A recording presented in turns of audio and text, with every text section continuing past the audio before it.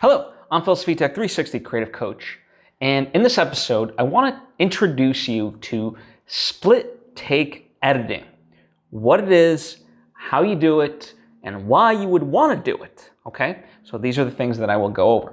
Now, before I get into it, I would like to take the opportunity to invite you to subscribe if you haven't already, that we get all the various lessons and episodes that I put out right when I put them out. Thank you if you just did, and thank you if you already were. It truly does mean a lot to me, as I hope it does to you. So let's get into it. So this is different than split screen editing. So split screen, one example I can think of is like from 500 Days of Summer, where they did this funny little bit. Joseph Gordon-Levitt goes to this party and they do like expectation and reality, right? They literally put the two images side by side, and so you see what he expected to happen and what actually ended up happening, right? So it literally splits the image on your TV into two, right? So that's split screen. That's not what I'm talking about. I'm talking about split take editing. But the reason why I talked about split screen is because that idea comes into play here.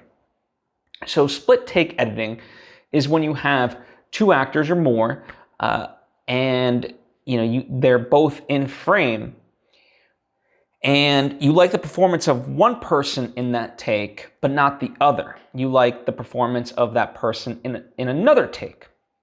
Well, so what do?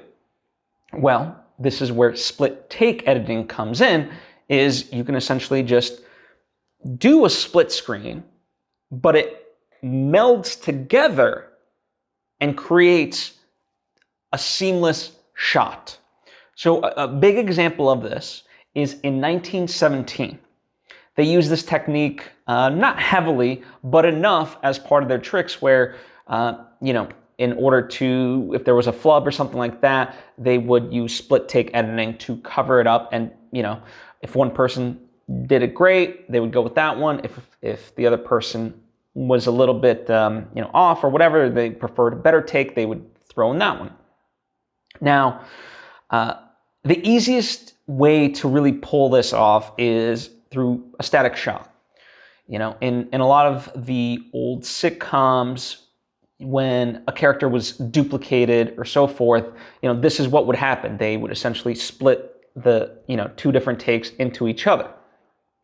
And that's how that would work.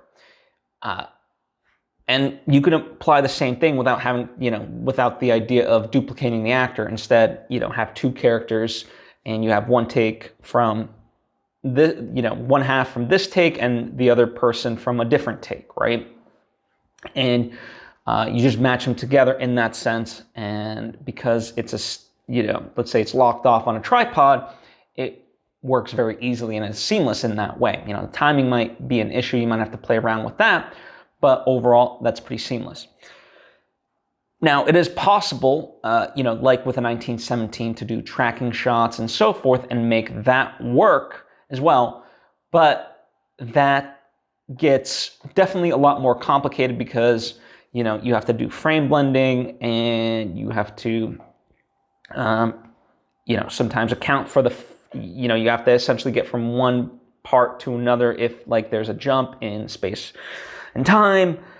So that's definitely more VFX heavy and whatnot. You might have to do some rotoscoping and so forth, but it is possible. Now, I can't talk about, that specifically because it's case specific, number one, and, it's very intensive, but I'm sure you can find, there's a plethora of tutorials out there on YouTube for like After Effects and so forth on how to do these various things. And I've included some links in the description box for you to check that out in terms of specifics. But I just want to introduce that to you so you're aware of it. The range of ease could be very simple all the way to pretty complicated. But, if you have the patience and the time and the right people, it is possible to pull it off. But why would you want to pull this off, right?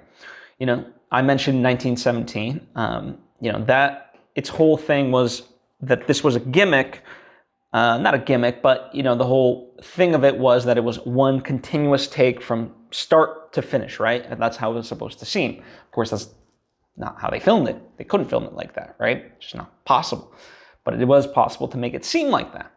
And they employed every trick in the book to be able to pull that off, one being split take editing. Now, you don't have to be making a movie like 1917 to utilize this technique. Just for the simple fact of, like I've been kind of hinting towards, that you like the performance of one actor in a particular take and you like the performance of the other actor in another take, right? So rather than have to compromise and pick, one over the other, you can have both, right? It's having your cake and eating it too. And this technique allows you that. Now, I will warn you, there are people who sometimes tend to overdo this. On a recent episode of the Team Deacons podcast, which I've also linked to below, editor Lee Smith talks about this, where there's people that, that are young and coming up, they'll work in post-production houses and they'll just throw in these random tricks just because they can versus really thinking about the story aspect of it, right? So be diligent with how you use this technique versus like, oh, just because I can, I will, right? So there's that aspect of it. But overall, that's what split take editing is and entails, right? So now you have this in your toolkit to be able to utilize and make the project that you're working on, whether it's a short film, a commercial, whatever it may be, right? Feature film, doesn't matter. So I hope this helps. As always, if you have any questions or thoughts of your own, please share them down in the comments section or hit me up on social media at Svitek. I would love to converse with you. Likewise, if you think this episode might be of benefit to somebody, please share it with them. I certainly would appreciate it.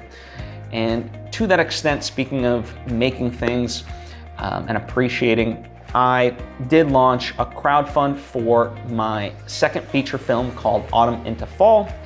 I've linked that in the description box as well. It would mean a lot to me if you at least just took a look at it, what it's all about, and if you contributed, truly, truly thank you. But either way, I appreciate you and hope to see you next time.